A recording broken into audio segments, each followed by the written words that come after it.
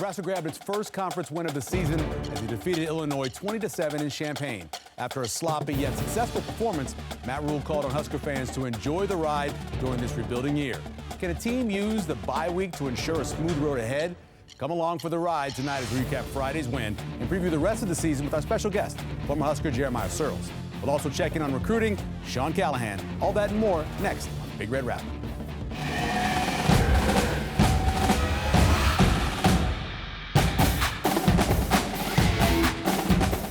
Hi, everyone. I'm Michael Severe, and welcome to Big Red Wrap-Up on Nebraska Public Media. We've reached the middle of the season, and Nebraska sits at 3-3. With me tonight to talk more about it, former Huskers Jay Moore and Damon Benning joining us. So your feelings, we're through 6 games. They beat Illinois. What was your feelings after that game? Thank God they won.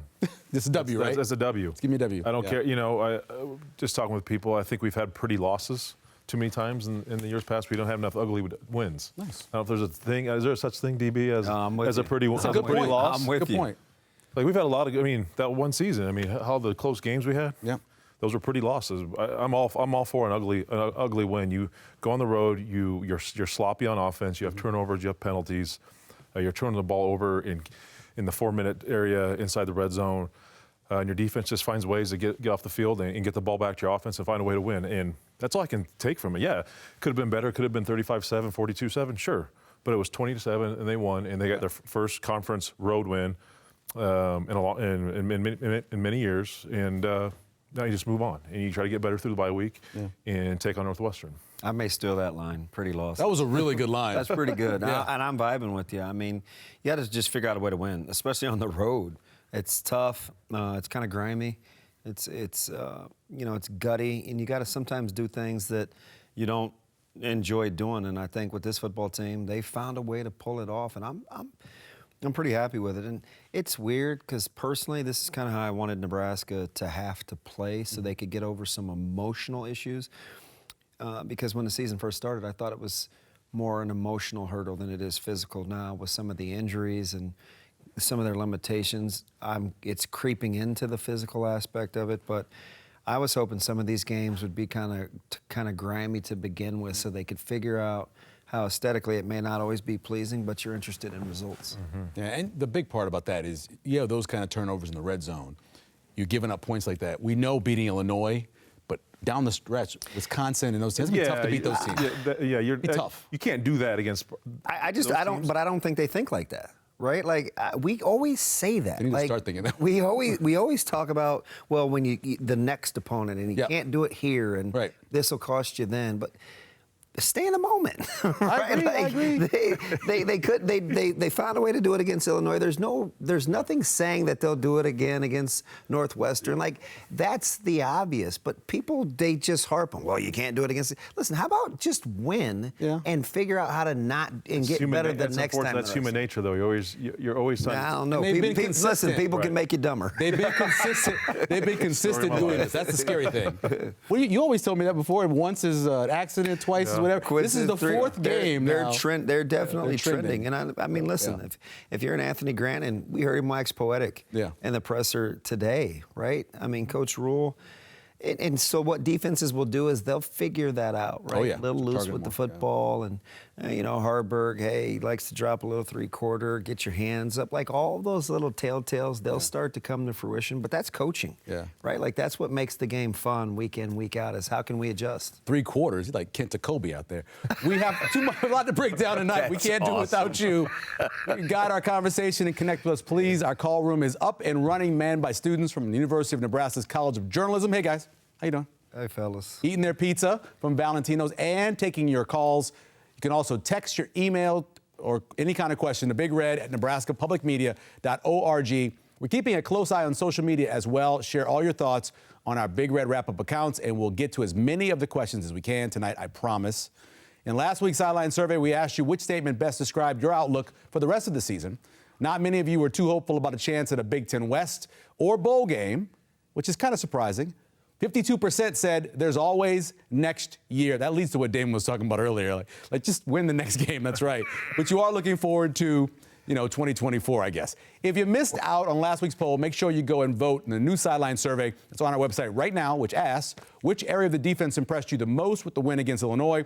Defensive line, linebackers, defensive backs, or all of the above? With that, let's jump into our Illinois discussion with this look of plays of the game. And, of course, this is one developed by Win, right? I know, Damon, you coach a lot of special teams. This has got to scare the heck out of you. Yeah, it's funny, too, because I'm getting a few goosebumps. We've repped this 200 times today as we get ready to play Millard South, pooch kick. This is you have to really rep this. Right. We always say it over and over again. The ball can't hit the ground. It's always live, and this one came back to get the Fighting Illini. Yeah, and it was almost back-to-back, too, because the next one, the same thing happened. Sometimes you get a little lucky with the win, but that's Nebraska getting down there, Grant Taggy getting down there and making a play. Yeah, big Grant Taggy fan, obviously, for a multitude of reasons. But I'm with you on that. Really good special teams player. Nebraska finally caught some breaks on special teams, or a break on special team, because they gave a few back later on. Yeah. But they caught a break there, and listen, law of averages. Right? It's bound to go your way, and let's see if you can maximize. You also had the rugby kicker who forgot where he was, I think, on the field, it seemed like. That internal was very clock strange. Just kept ticking, didn't it? He just kept holding it. Like, is he going to fake that from his own 2-yard line? Yeah. Like, okay. There was a couple of those, because Tommy Hill caught the ball in the end zone at one point and went, think about this for a second, then took off running. I was like, what are you doing? Go. He's so hard-headed. Like, he just constantly always wants to make a play. Yeah. You just never know. With T. Hill, it's a total crapshoot. Answer that question. D-line, linebackers, or secondary would impress you the most in the game against Illinois? Man, they all played pretty well. Other than the nice pass, we had the guy the one-handed grab. Everyone played solid. Yeah. I loved the way they kind of spied the quarterback and let that rush go, and they created some chaos with the stunts up front. I thought the games they ran were really successful, whether it was Bullock sitting back there and spying many times. I thought it was just a well-orchestrated game plan. It just seemed like they had a key on the quarterback. If that first look wasn't there, he was liable to take it and tuck it and run it. That's not going to happen. We're going to rush 3-4 guys. We're going to take away his first look, and then we know he's going to pull it down and try to find that gap, and we're going to have our guy sitting right there. So I thought a very well executed game plan. Yes, I know Illinois is not the best offensive team, and they're not a juggernaut by any means, but still. Another solid game plan execution, finally creating some turnovers on defense, getting the ball back to the offense. Obviously, you'd like to see the offense do more with it, but overall, if I had to pick, man, I'll give it to the front seven just because, because you're a former front seven guy. Front seven guy. That's weird, because the more I listen to him, he could I wouldn't fight him over it, but I kind of like the DBs. Yeah. And I think they're a victim of, we expected them to be good because of their depth. But look at what's happened to them with injuries. Yeah. Right? They've got a lot of new faces and new places, and guys that we weren't originally counting on, like Omar Brown. Tommy Hill's back making plays. Quentin Newsom was quiet. Phelan Sanford has stepped up. Gifford's tops in the team in tackling. They're without Singleton, and good news is hopefully you're going to get him back. Like, I know a lot was expected of the DBs because of their depth, but man, they have been plug and play. And they tackle. Yes, they know that's their physicality and fitting in the run game has been nothing short of impressive. And we had Barrett Root here. That was one of the things he brought up was the tackling. What used to drive me crazy, DB, was there'd be a stat, and you'd look and you'd go, oh, Nebraska can take advantage of that, and they wouldn't. We knew that Illinois could not block up front. Yeah. They were almost leading the nation and giving up sacks, and Nebraska took advantage of that. And Altmaier was one of my keys. He couldn't get out of the pocket. And they, like you said, they spied him, a little mush rush. They did what they're supposed to do based off film study. How good? So there's two guys, right? People ask me about MVPs. There's two guys, because I like context, that are kind of coming from off the grid to have really, really good seasons. Isn't one of them were number 10? Jamar Butler. Well, I love Butler. Butler's a guy. We're kind of vibing tonight. That's why I'm a big Jay Moore fan. He's impressive. He's played. He's nice. And they've moved him from the jack spot to the D line, and he can move him back. But there's two in particular I was thinking of that were kind of left for dead. One guy we talked about a lot, Omar Brown. That's my guy. Yeah. Talked a lot about he's got Sunday ability. Yes. When he came over from UNI. Yep. And it kind of muddled along, couldn't find a role. He's been spectacular. The other, we know he's getting good NIL deals, but Nash Hutmaker has been fantastic. Polar Bear's playing well. His ability to play at 45s and in short areas and move diagonal, we knew he could come forward. but his ability to play at angles and lock guys out, I wouldn't argue with you if you wanted to make him the MVP at the halfway point. And then freshmen, you were mentioning that one time where they get Great call on behind Jamari Newsome, Butler, right? though. And Jamari Butler's playing great. But you look at Princewell on that play. He's held. He Oh, yeah. probably On gets that- to on the the long- quarterback yes. on the long pass. He's playing great, too, after being out for a couple You know games. what's funny? We talk a lot about Cam Linhart because he was probably the more ready-made. Yep. Princewell has more upside. Oh, definitely. He's a young Long. phenom. I watched those guys early in fall camp. I'm like, holy smokes. Yeah. Even in The spring, the he young showed thin out. kid could Yeah. play. He says about 2-3 words a day, kind of wakes up with a Yeah. word quota. Yeah. But they got some things going with those young defensive guys. Yeah, it's impressive. No, it is impressive. Whether it's Princewell, Riley Van Poppel. He needs to play more. But yeah, and I think Rule said that he's trying to get with Knight and said, hey, he needs Rotation. We need some more reps. But he's out of pretty Van gonna be Poppel. pretty legit. And just even Blaise Gunnerson, I know he's played, but just those young guys, it just seems. I'm just listen. I've been a guy that played that position. It's amazing how good these freshmen are coming in to play at this level this early. Because I'm nowhere near this, but I think that just the talent level they played against in high school, I think they came from good coaching. But the ability to obviously come in here at spring, learn the system, And just get on top, just getting with the X's and O's and just understanding. You know how hard it is, whether yeah. you're in a 4 or a 5. Man. Like, to be those D-tacks, playing over those tackles like that, like, it's not easy. No, I know you can appreciate that. Oh yes, it's a whole new world in there, and it's not for the faint of heart. Trust me.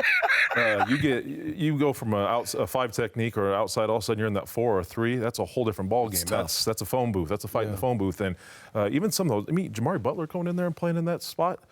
He's the guy that I would let get off the it's- bus first. Yeah, he looks good. It's Yeah. impressive. Right? It's Like, impressive that you go they're first. able to do that, and it's impressive that so many guys can do a lot of different roles in this defense. And I think that's just hats off to the defensive staff and Tony White for coming in here and just implementing this plan and seeing it go through. Move it to offense and Harburg and what you saw from him on Friday. So I like the game management. And I tell you, one of the things I like about him is he manages the emotions. He's not spectacular, and because I think sometimes we don't give enough credit or credence to being vanilla, right? There's a certain amount of humility that goes with asking people to just don't mess it up. I know they're not saying that, but that's how they call the game. And for him to kind of take that on and say, okay, hey, listen, I'll do whatever I need to win football games, I think it's kind of understated. It's not always pretty, but his ability to stay the course, regardless of what it looks like, is not for everybody. He probably deserves a look. That wasn't even a great read, but he did it with such decisiveness. Yeah. You had a free runner hitter. For whatever the reason, he takes the bag, but Harburg is on his toes so quickly, he makes another play. Might not have been a great read, but it was one of his best reads of the night because some of the other reads he weren't yeah. as good. And they must have told him at halftime, you've got to pitch it because the first 2 chances he got, I just don't he think pitched it. people are gonna make him have to get rid of the football until he decides he wants to get rid of the Yeah, football. they'll still play it. They'll shuffle, and just say, okay. They can get the ball out of his hands. Absolutely. Let's talk about the stemming issue, what Illinois was doing, the late stem. Iowa does it a lot, saying move, something you guys did when you played. A bunch, and it usually happens in a 3rd and short, 2nd and short situation. It can be part of the game plan. Or you just say, hey, we're going to implement. It's a code word. Hey, we're doing whatever it might be. But yeah, you tell your if you're in the under front or over front, whatever it is, you're just kind of a gap one way and say move, and they're back to they're a shade and a 3 technique, and they might have been a shade and a 3 technique to the opposite side, right? Just move something quick, or outside, a guy's defensive ends are lined up in 4 eyes, move, and you go, and so you're trying to get those tackles or a tight end to jump. Did it all the time. Yes, it's We use it as a call. Yeah. We'll go kick base or we'll go 505 kick where 505, right? A 5 technique, 0, a 5, and we'll kick and we'll want to get back to 3s or like we call it all the time and it's intentional. Yeah, but you usually say make sure they hear it too. Right. Get the move, get the stem, whatever it is that might cause the offensive lineman, the tight ends to jump. And obviously we saw it a bunch of times against Illinois. Didn't know that was a disconcerting thing. Though. It's not. It actually isn't. No, that. I mean, stem is not. I read the rule. It It's still not. should I never not said be set that stem or right? set hike, or set move. You cannot do whatever the indicator is the quarterback's doing, whether it's a clap or hut or whatever. You can't do that. Everything else, you can do. So when do you think we'll see quarterbacks be called for the the coming fake clap? forward Right. or Yeah. the moving back or Yeah. the running to the line of scrimmage to set the formation. Yeah. Like, Remember they used to call that under is center. Is that not intent to deceive? Listen, Yeah, remember? Because I guess I don't get it. And I know I'm supposed to be an offensive guy, Yeah. but No. I just don't like, it's the I same. just- It's 6 1 1/2 dozen the other. right? It's, Like it's pretty much the same thing. They do it all the time. Yep. And let's get to the receiver a little bit. We talked a lot about injuries and where they are right now. I've asked you this, I think, 3 times now since the season started, but where are the young guys coming? Who's it going to be? Now. Yeah. This is a great week for them. Jalen Lloyd snuck back to Omaha this weekend and pick his brain a little bit. And, Malachi Coleman got 50-some snaps. And I think Doss is healthy now from the arm injury. So now's the time. And they don't have any choices because Fleeks isn't moving. He's going to stay at the running back spot. Got to. And, my favorite, my unsung hero, Marcus Washington, is I feel bad. devastating news, man. It's horrible. Not a fake tough guy. He's a guy that I would ride with and play with. And, they just haven't been able to catch a break at that wide receiver spot. Horrible way to end your career. I mean, injuries happen, but this is 6 years. He comes back here. He's dedicated. It makes a great play in the game, and then Yeah. It's brutal. ACLs are no fun. I've had one. yeah. I'm with you. They're tough to deal with. They lead to knee replacements. It was great to see the Nebraska team get its first Big Ten win of the year, but some things still need to be cleaned up for future success. Let's take a look at all of it with this week's game highlights. I was not there, but from what I understand, it was a nice night besides of all the wind in Illinois. You can see the it. flags. It was not nice with all the wind. Starting off with one of the better goal line stanches you'll see. And you talked about some of the guys. Nat Hushmaker had a big play here, and then also Van Poppel later. Talk about these inside guys. Yeah, it's just you're just playing style at the point of attack, right? And they're physical. Look at that. I don't know who that. God, Just they good took that moles, pole. right? Just rooting guys I out. mean, I think that was Sherman there. Just that. You're just physical at the point of attack. Look at no one's going back. Nope. Like you're just solid. You're getting your extension. And it's, man, I'm telling you what, it's not for the faint of heart down there. You got to be ready to get dirty, and that was perfect execution. Low man wins and strong man wins in that situation. Here's Marcus Washington. We're talking about his catch that he made here. Ended up with 8 catches for 176 yards on the season. But that would be the last big play he'd make. If you didn't hear, he has an ACL now. I thought Thomas Fidone had a chance because they'd given up a lot of catches to tight ends, and he had a nice game. He's so athletic, and he's a grinder too, right? He's highly competitive. Big catch radius. Yeah. Oh, Nice. great call. Yeah. Nice run by Anthony Grant there. Thomas Alvano gets his kick, which is great there for his confidence. Gets in there. Nebraska's up 3-0. Harbaugh makes, again, this is Harbaugh dropping down, and it works fine in that situation, especially when it's quick across the middle.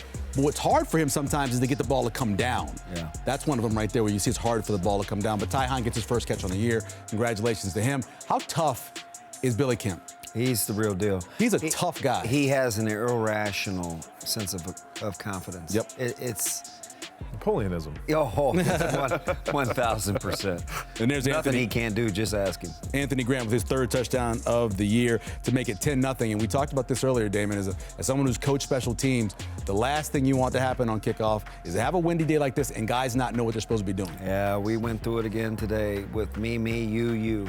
If you're not talking, you're not getting it, and how to run and catch and be able to move at the same time. The wind played tricks with it, and this one cost him. It's probably just a poor. I mean, especially you have always had a guy. Your running back coaches is always telling them where to line up, and knowing that's into the wind. Yep. Probably didn't get enough practice on that pre-game, trying to figure out where you need to line up. Let's talk about Harbaugh's play here. You mentioned it. Makes the read, gets down, physical at the end. Yeah, I didn't understand why the defender took the back and not the cue, but a quick decision, good result. Elmire didn't have a great day, but he did at the end of the half. He was on right here. Ended up being 29 of 47 for 289 on the day. Had the 1 pick and the 1 touchdown, but made several good plays. And this is leading up to the touchdown we mentioned. If you can see it in the replay, it was holding on Prince Umanyalan.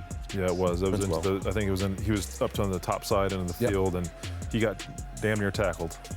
I was hoping Nebraska would win the middle third here. They end up giving the ball back to Illinois. Illinois makes a couple good plays to move down the field, but the defense does eventually step up, force a field goal. And in this wind, even with it to your back, it's still tough. And you can see with this kick. It looked like a little bit of crosswind. You're right, because you can see this goes off to the right and it's short as well. So there's a 55-yard field goal attempt by Caleb Griffin, his 2nd miss of the year. We move on to the 3rd quarter now. Altmaier again having to run. This is a great hit by Phelan Sanford. This is what you guys are asking for, right? Head on the ball. Absolutely. It is. When you're in position, you can create takeaways as opposed to hoping for a turnover, and they got it. Yep, and have the right guy at the right time. And again, another nice bounce finally in Nebraska's way. Illinois' defense steps up. Just now on another field goal. And we didn't know at this point that was all the scoring for the day. At 20-7, with that much time left in the third quarter, I think we're all surprised. Here's the botched rugby kick. Yeah, not sure what he was thinking, but, that internal clock, no good. Yeah, and then a little pull here. Again, so I mentioned the wind was just playing tricks all day. Snap was goofy too, though. And it wasn't. It was a bad hold. Yeah, Hold. exactly. Yep, snap and hold. It's all part of that. So talk about Emmett Johnson. What you think of him so far? Yeah, you know what? Like I like the fact that he's embracing the role. This is kind of new for him in these situations, and he gives it up there. But listen, it's a growing process, especially at the running back spot in conference play with where you are situationally in football games. I know that wasn't a stretch play, but he really had to reach out to reach him. Yeah, just got to get on the right Their path. distance weren't great, and it ends up coming out there. But that's Emmett Johnson, who was 7 of 29 on the day and showed some burst for sure. Here's great coverage and great pressure. Ty Robinson after him, and Q gets his first pick. Yeah, he was due. He's been in the right place a lot and finally got a break, and he's playing at a high level. Heinrich Harburg ended up having a really good day on the ground as well. 18 carries for 82 yards, and of course he had the touchdown as well. It's a gets really the first good down read here. right there. Yeah, gets the first down right here, but then third fumble of the season after this play by Anthony Grant. That's a great move, making the guy miss an open field. Little excuse me. Again, you had a penalty that backed him up after this, and then Anthony Grant ends up getting the fumble here, putting on the ground for the third time this year. Almost 100% of the time when you cut across guy's face, They it's reach a back. recipe for disaster. They reach back, and they know they're going to be reaching for him. In the end, Nebraska gets a couple stops at the end. And let's go to the stats now after Nebraska wins the game 20-7. Brett Bielema is in a little trouble right now, by the way, because the fan base there in Illinois, even after last year, are a little upset. Nebraska, again, just 21 yards rush with their defense. Great day again. And they lose the turnover battle, but win the game. Doesn't happen a lot for Nebraska. It's rare for Nebraska. It is really rare for that to happen, but congratulations to them. We do players of the game. The dominating performance by the defense, this week's player of the game, are both on the defensive side. Phelan Sanford for that forced fumble and Quentin Newsom for the interception. Phelan was very good on that play, putting his helmet and shoulder on the ball. And then Quentin Newsom being in the right place, making the play and getting the ball back to Nebraska's offense. Let's toss it over now to Jay Moore in the huddle to break down two more explosive plays from the defense. All right, we got the two players of the game are on defense. We've got two great plays from the defense from Friday night. So we mentioned the spy technique. I'll highlight Bullock here in this play. So Nebraska did a good job of just kind of creating chaos in that pocket. They ran a lot of games. We've already talked about Butler here, how he's done a really fantastic job so far in the season. You're going to see him kind of rushing from that 3 or 4 eye spot. Great inside move, collapse in the pocket. You're going to see Sherman up here, again, collapse in the pocket, and just making that quarterback uncomfortable, making him step up in the pocket and just trying to run. That way, Bullock right here can clean this up. That's exactly what you're going to see. It worked out perfectly. Pocket is nowhere near. Bullock's right there in perfect position. He's just going to step up here and just say, you're all mine, because I got nowhere to go with the football. So it's a good game plan, good execution against Illinois' offense. So I love this shot right here, end zone copy. We're going to talk stunts, and I ran many of these type of games. So this is an ET stunt, double ET. End goes first inside, tackle wraps around. And the beauty of this is this really good job by Coach Knighton is a lot of times in these situations, these tackles like to go outside too quickly. And what that does is those guards' eyes can go right to that end coming in, and then that tackle, you can pass it off, and it doesn't work. So I'm going to show these two inside guys first, lined up in over the guards. They're going to make inside moves, so that respects it. Eyes have to go here. It sets up the inside move. You can ear hold the guard. You can do all sorts of things from this position. They do a good job selling an inside move to create space for those ends coming underneath. You get the wrap. It is very clean. You can see the QB's eyes are downfield, but quickly he knows things are going south. Princewell does a good job here, coming inside, and Butler's going to come around and wrap to kind of clean this up, but he does a great move inside. And it's just a good job executing, doing the little things right in a pass rush game. We give Tony White, obviously, a lot of credit as defensive coordinator, but his assistant coaches, they're coaching these guys up very well. Yeah, Knighton's a star in the making. And listen, I love Jay pointing that out because they looked in sync. Yep. It's almost like a mirror drill where you see the similar route concepts on offense. They look the exact same on opposite sides of that defensive line. That's a beautiful thing. And that's from repping it, right? Oh yeah, you got to rep it. You got to do those little things. And again, just the setting it up inside. So many young players, they like to go outside too quick, and he gets those guards' eyes looking outside, and then they can just pick up and pass off those games. We'll have more from Jay in the Huddle in a couple of weeks. Right now, we're going to take a quick break. Before we come back and get our special guest, former Husker Jeremiah Searles will join us. Before we go, we take a look at some of the sights from Friday's win in Champaign, courtesy of Hurrdat Sports.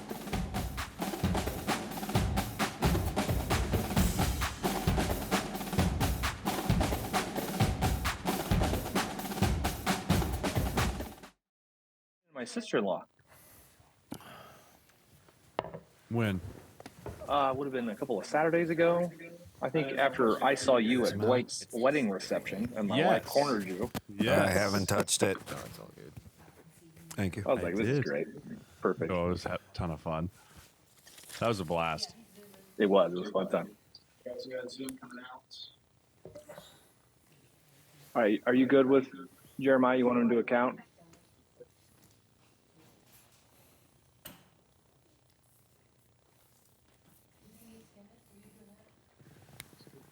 Hey, Jeremiah, can you count for me, please? Yep. 1, 2, 3, 4, 5, 6, 7, 8, 9, and 10. Hello, A, B, C, D, E, F, G. 15, 18. All right, you're good, man. Wonderful. All right, we got a little bit back from our break, and then they'll welcome you in. Let's party to it. All right, thanks, buddy. Hey, no problem. Appreciate you guys having me.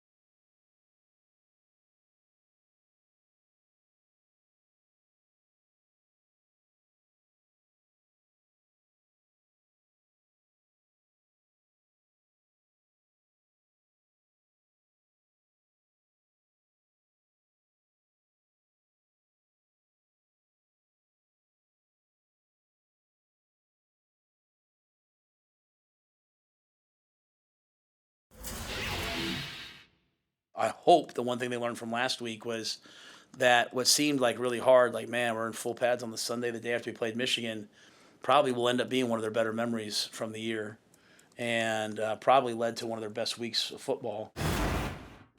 The same problems are still there that were there at Minnesota. You know, the same issues are still there. So we've got to continue to clean them up. My point, though, is there are the same issues on special teams. They're the same issues on offense and on defense. Everybody has their issues. So as a team this week, we have to clean up some things so we can be better against Northwestern. For the second half of the season, I mean, we should try to win every game. You know, knowing that we'll have a chance. Probably have a chance in every game, and also there's not a team that can't beat us. You know, there's not a team we can't beat. There's not a team that can't beat us. To me, right now, the goal is for us to go 1-0 this week, just in terms of improving ourselves and getting the young guys some good work. Welcome back to Big Red Wrap-Up. Those are just a few comments from Matt Rhule this week following the big win. Now we're pleased to be joined by former Husker offensive lineman Jeremiah Searles. We appreciate you taking the time and coming on with us tonight, Jeremiah. How you doing? I'm doing well. Appreciate you guys having me as always. Overall reaction to what was an uneven but a W on Friday night. Yeah, you know, I had the unique opportunity. I got to actually call the game on the Husky Radio Network there with Greg as the color analyst, so I got a front row seat to it. And, you know, I've heard plenty of nitpicking and back and forth, but at the end of the day, Nebraska found a way to win and not lose, right? And I think that at the point of where we are as a program, and the point of where we are is where we want to be, that is marked improvement for me. You know, that's what I want to see. That's how I want to continue to make sure that that's what this team moves forward. So overall, I was impressed with the team that came out and fought after getting punched in the face the week before. I thought they responded really well to adversity. One way in adversity is coming out and practicing full pads, Jeremiah, the day after the game. Rhule said that's one of those core memories they'll have. But do you think doing that after the game at Michigan will set this team up for success throughout these last 6 games? You know, I think it was more of like a pivotal tone setter that this team needed, No, I think Rule in year one is setting a culture of expectations of what he expects from his team. And he made it very clear that what they came out and did, and no one, I think, expected them to go beat Michigan and do whatnot, but they didn't fight initially against Michigan. And that's unacceptable in Coach Rule's eyes and what he plans for this regime. So I think that may look back on the end of the season. We can look and say that was a turning point for this whole team to come out and realize, okay, what we did was not satisfactory. So obviously something's got to change. Now, core memory and favorite memory, Jay, as you know, I can't necessarily agree that that's No. something I'd be sitting back in the cold tub with. Guys, remember then? But, you know, I think that as a coach, you got to make the tough decisions. And obviously they responded really well to what he had planned for them throughout the week. And I didn't see a team that was tired. I didn't see a team that looked beat up, and they came out and they played physical. I know Illinois' defensive line, especially with Newsome and Randolph, haven't been kind of what I think the Illini fan base thought. But Nebraska's offensive line able to run the football, right? Leading the conference. What do you think it's been? Because it's been a little bit of a hodgepodge with pass pro versus run blocking. But what do you think it's been about the run game that's allowed them to have success? No, I think, Damon, a couple things. You know, one, the running backs are starting to trust the offensive line in the run game. You know, through the first couple of weeks there, I think that with the rotation of Gabe and Ramir and Grant, and you didn't really find a flow, and you started finding it a little bit there with Gabe until he got hurt. But with Grant now becoming the bell cow and the featured back, you're starting to see more of him trusting the blocks and letting it develop, right? His vision is starting to be more there.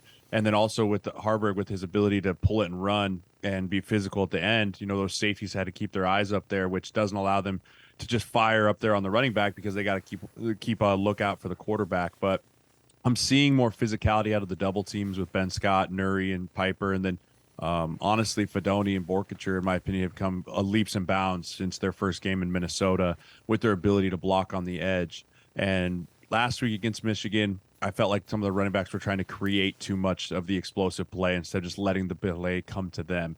And this week we saw a lot of Grant trusting it, Emmett Johnson trusting it, and just knowing, hey, these 2-3 yard runs in the first are going to open up for us later in the game. If I just trust the scheme, trust my guys up front, and just stay true to it. Former Husker offensive lineman Jeremiah Searles joining us here on the wrap-up. What advice do you give to the offensive line to be able to defend against the stem or the move that caused so many false starts this past weekend? Yeah, it's a tough thing because as an offensive lineman, you're just kind of teetering right on that edge of getting ready to explode off the ball at set hut, right? And so anything that kind of can make you get a little jumpy can make you move, but it's just about staying dialed in. You know, you got to be really locked in, and you have to be, especially on the road. Now, I'm not saying Illinois was a hostile environment by any means, but, you know, when you're on the road or even at home, you have to be so focused on that quarterback's voice is all you can hear. Right, you know your job, you know your assignment. You broke the huddle, you got up, you identified everything, and now all you are is you're screwed in like a cannonball, man. You're just locked in there, and you're just waiting for that one voice, that one thing that's going to set you free, and you just wait and you just listen for it, and you have to stay locked in and not let the other stuff in front of you mess with that. And defenses do it a lot. I mean, I think we got called for what is the disconcerting signals or whatever that stupid penalty is. You know, so, I mean, it's not supposed to be in the game of football, and I think it's kind of dumb that people try and do it. But when you go to the clap cadence, I mean, you can't have the monopoly on clapping if you're an offense and whatever it may be. So it's just about staying locked in, just staying dialed in, and really just focusing on that quarterback's voice. Jeremiah, heading into the bye week, you know, the guys are feeling good about themselves on getting a road win at Illinois. But what do you see, what's most important, the aspect of this offense needs to clean up heading into this bye week than getting ready for Northwestern?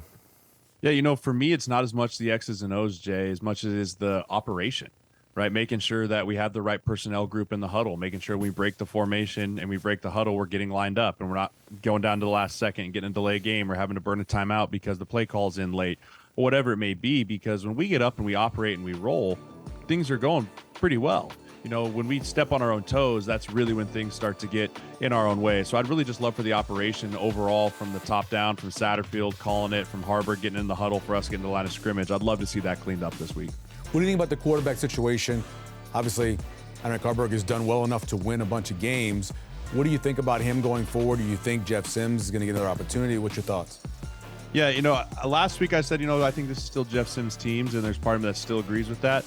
But at the same time, I have a really hard time as a player if I have a quarterback that just led me on the road and led us to our first Big Ten win on the road, trying to say, okay, yeah, hey, nice job, but get out. But at the same time, I think Harbaugh has to understand he is a little bit limited right now in what he can do as far as passing the football. I think Jeff Sims brings a little bit more of a dynamic offense, a little bit more of a dynamic piece to what this offense can be. But you have to weigh the risk reward of his dynamic and explosiveness over the turnovers and taking care of the ball. And, I think for this week, it's going to be a little bit more of an open competition in practice, and they're going to have to roll with whoever they feel gives themselves the best chance to win. And with the injury to Marcus Washington, with how we're beat up, even if Sims is not the starter, even if Harbaugh's not the starter, I think they both need to find ways to be on the football field because they're both too talented of football players to not help us on offense. John asked off of Facebook, Jeremiah, about the play where Ben Scott got the unsportsmanlike conduct hitting a player on the ground. Obviously, there's a line between being really, really physical and being dirty. What did you think about the play? I thought it was a coin flip play. There's something about when you get an offensive and defensive lineman on the ground, no offense, Jay, that you just want to finish them down in the dirt. It's just an inherent feeling of an offensive lineman of like, oh, you're down there, I might as well just land on top of you. But there comes a point where you have to be very smart. And I hate trying to coach guys out of aggressiveness because I think that's a pivotal part of being an offensive lineman and just a pivotal part of being a nasty player. But you have to understand, if you're going to hurt your team doing it, it's not worth it. And that's now 2 penalties this year that Ben Scott's got doing that. I mean, you think back to what Cam Jurgens did, driving the Oklahoma guy into the bench and those type of things. Those are just emotional plays, but you can't let your emotions overrule you when you're playing the game of football. You have to control those. And I think there's a little bit of a frustration play out of him as well, but I love the aggressive nature that he plays with, and that you can see it feeds over into some of the other guys on the offensive front. But at the end of the day, you just got to be smart. What do you think overall about the season going forward? 6 games remaining. Obviously, the next one against Northwestern, a team that struggled to beat the Howard Bison out of Washington, D.C. What do you think about the schedule going forward? Yeah, I said it on the pregame show going into Illinois. We're entering a stretch in which I really believe we can go 3-1 or 4-0 here, and we had to get the first one right. You can't go on a run unless you're starting with a loss. But you look, Northwestern, Purdue, Michigan State, Maryland, all very winnable games in my opinion.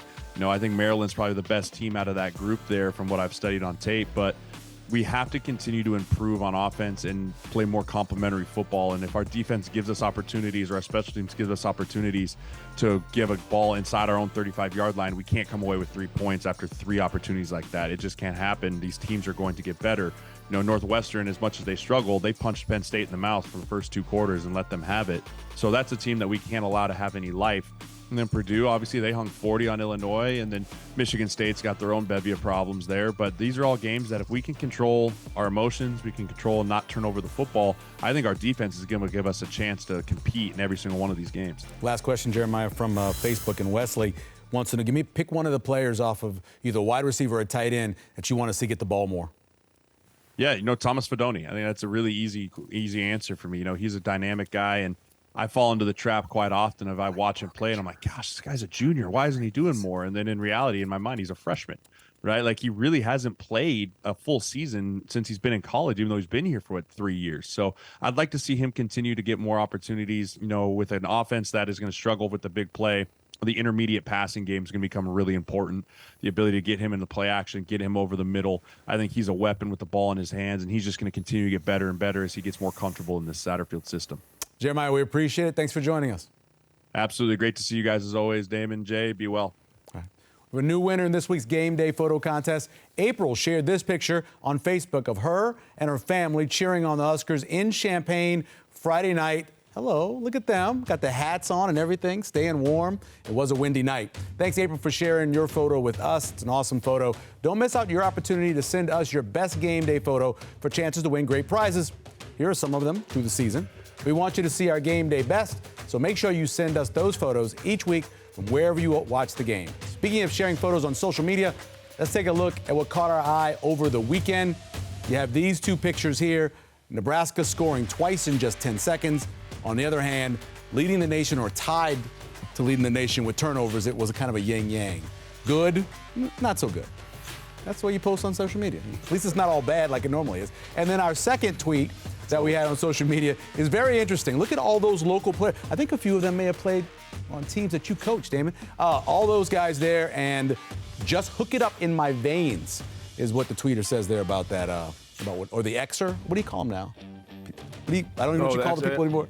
It's Twitter. It's Twitter. It's called Twitter. That's what we're doing. It's Twitter. He's just so matter of He's like- fact. He had me believing. I was like, I don't think they call it I that think they call because it he X said now. it. I'm going with what Jay said.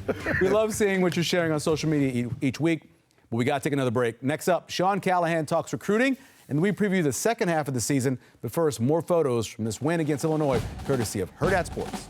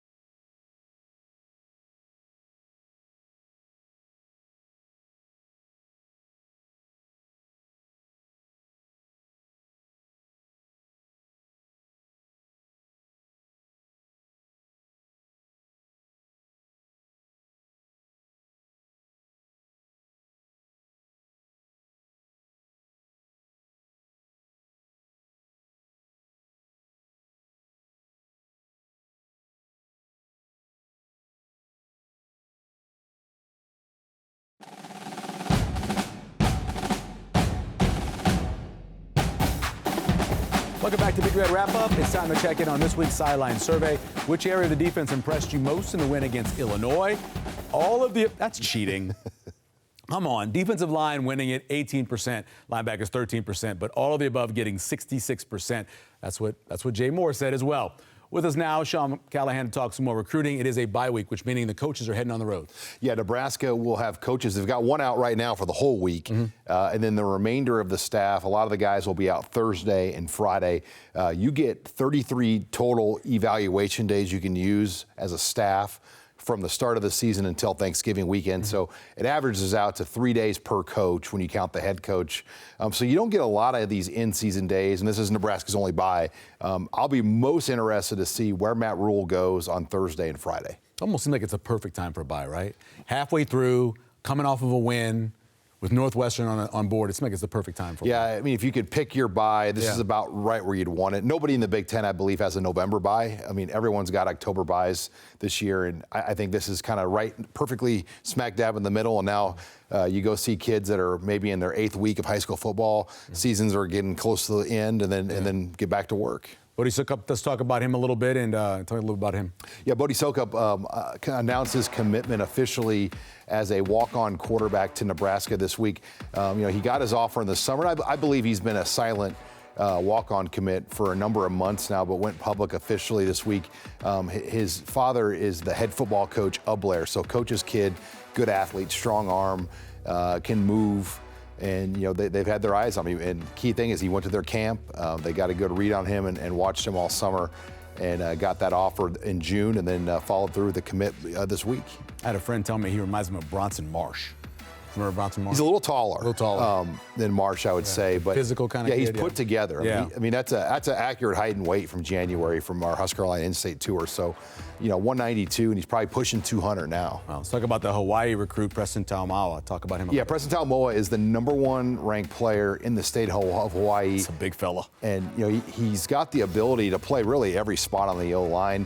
I think Nebraska's going to give him an opportunity as a tackle first. As you know, those numbers are a little in flux. But Talamoa, the Donovan Raiola connection, was able to get this done. I mean, he took a number of trips around the states, like a lot of Hawaii prospects do. They'll come and they'll visit a lot of places. But that relationship with Raiola, made Nebraska the team to beat. I mean, they beat out Oregon, Tennessee.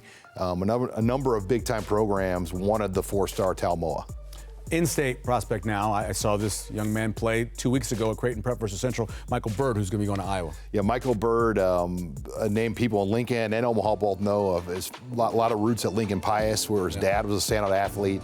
But Michael Bird, standout 3-sport athlete at Creighton Prep. In fact, as a junior, I believe he was the only 3-sport varsity athlete in the school at Creighton Prep. Played basketball, baseball, and football. And he's a swimmer as a kid, by the way. So he's 9 and 10-year-old champ. One of those guys that he's good at whatever he does, but he's got great length and size at 6'6", 226. Nebraska offered him, and Iowa offered him. He chose, obviously, Iowa. I think he felt like it was a better fit. The tight end situation there was a better fit for him in the long run.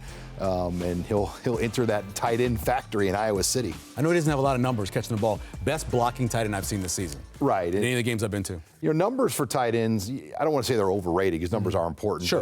But they're not the end all be all. Like Eric Ingerson, who's committed to Nebraska, doesn't have a ton of numbers, but you look at him, you see his physical impact and presence. Michael Bird, I mean, how many guys in the state at his size, at a Class A school, with that many kids out for sports, can play at the varsity level in basketball, baseball, and football, where you have so many kids go out for sports at a school like Prep, and he was good enough to be on varsity teams in all 3. Heck of an athlete. Sean, we appreciate it.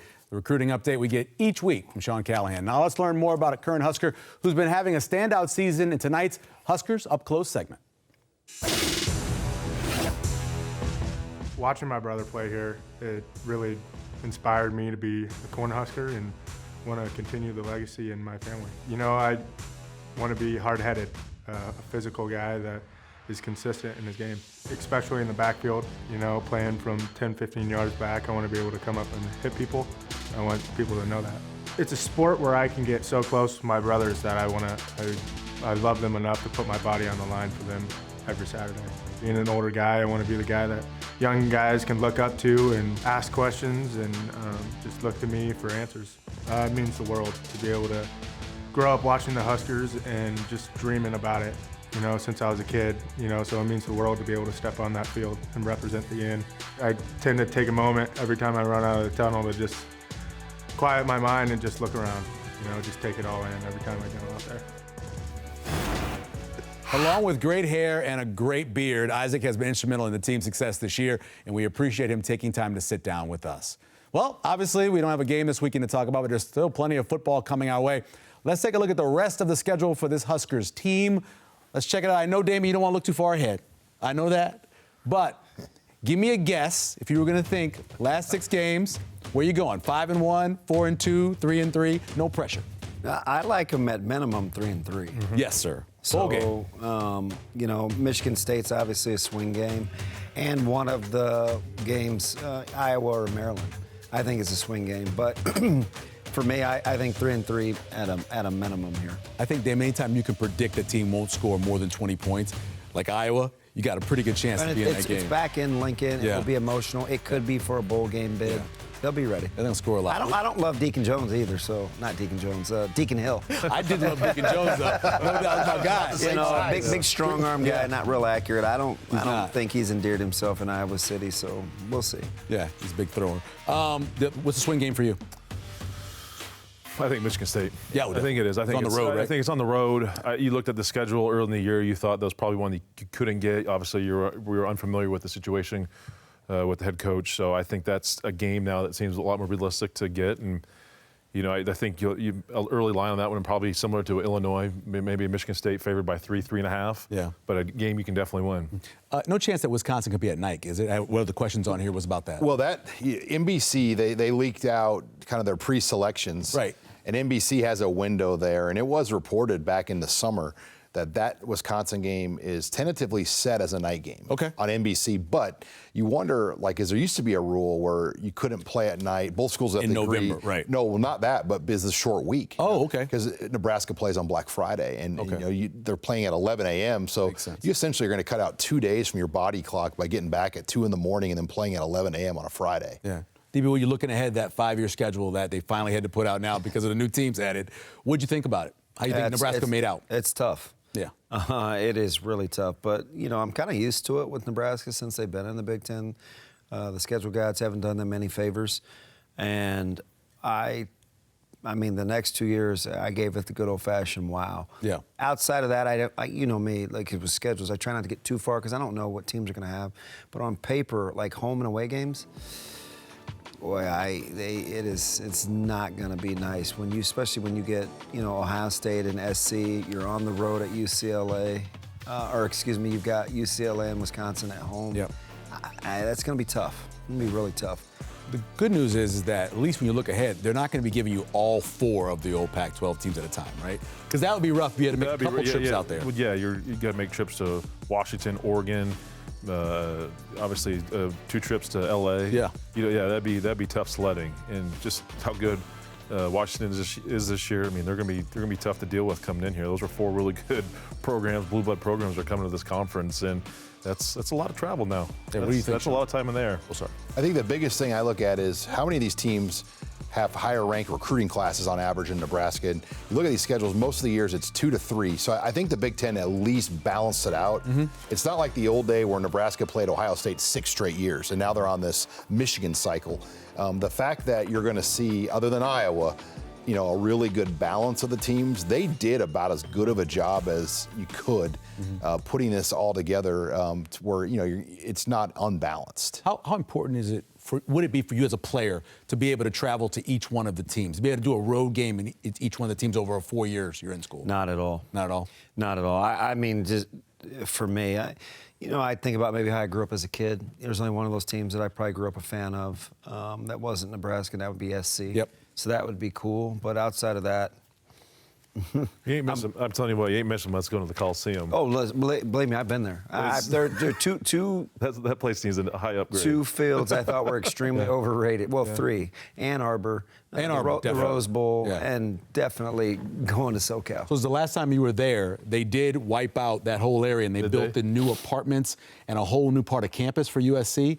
And so it's Well, gonna look my a little grandmother used to live in Compton, so I'm Yeah, okay with yeah. going And to Watts I'm on the okay other with side. going to Fine. South I'm Central. just saying the stadium I just is think just- the Coliseum Yeah. is a little. I played in it. I played in it. The field was a little dicey. And It every just- single time they get a chance, they play that part of the song, the Fight On song, Yeah. every time they double get a dip to chance. see this guy and go to Chavez Ravine. Yeah. What? That's not a Yeah. bad thing if you can get a chance to September, go there. October game, hopefully, right? Yeah, that'd be good for you guys. I remember that. A couple questions from Facebook. What's up with the no scoring in the second half?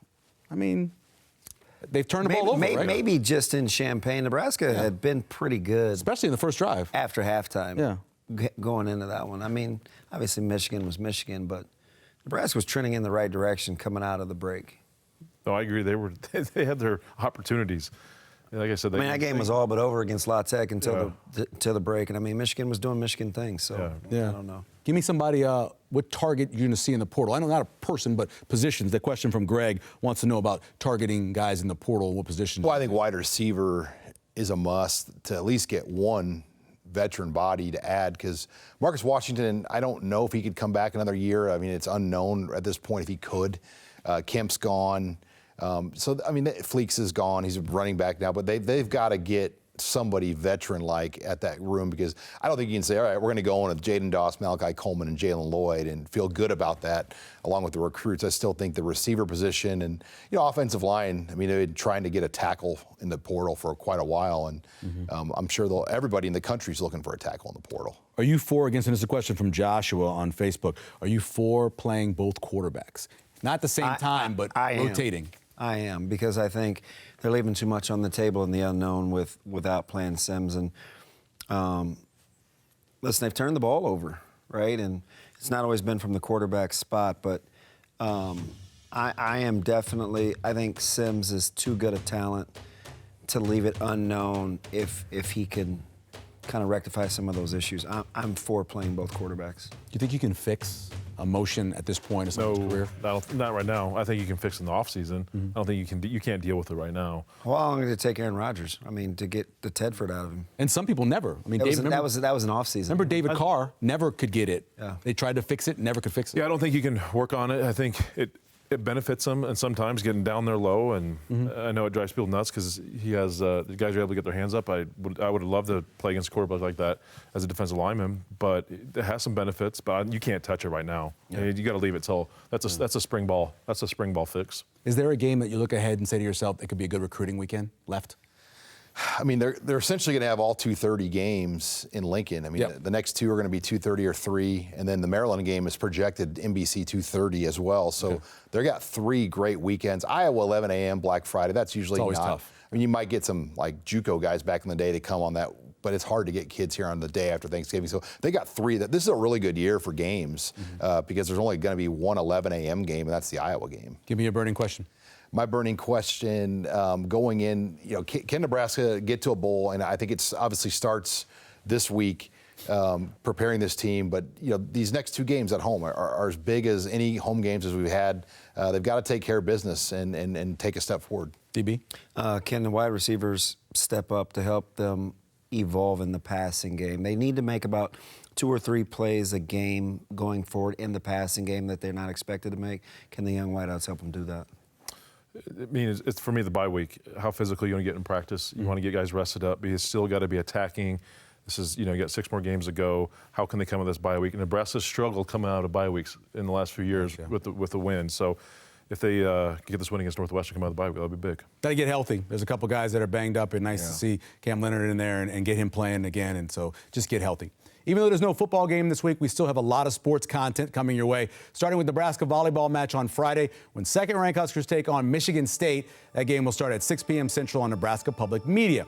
Then if you're really missing Nebraska football on Saturday, feel free to check this out. To celebrate the 100th anniversary of Memorial Stadium, Nebraska Public Media has created a virtual tour of the original stadium as it was in 1926. This is really cool. I checked it out. The model created for In the Deed, the Glory, that program that we did on Nebraska Public Media. Memorial Stadium, it looks awesome. Allows you to walk through the entire stadium, see what it was like in the stands about 100 years ago. It even includes the very first expansion of the stadium as well, Schulte Fieldhouse.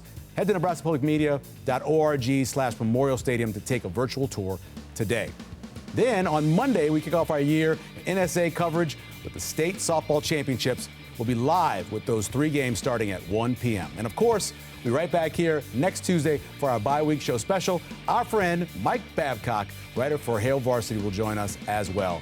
Thanks to Jeremiah Searles and our student volunteers in the call center for joining us tonight. For Jay Moore, Damon Benning, and Sean Callahan, I'm Michael Severe. We'll see you next week right here on Big Red Wrap Up.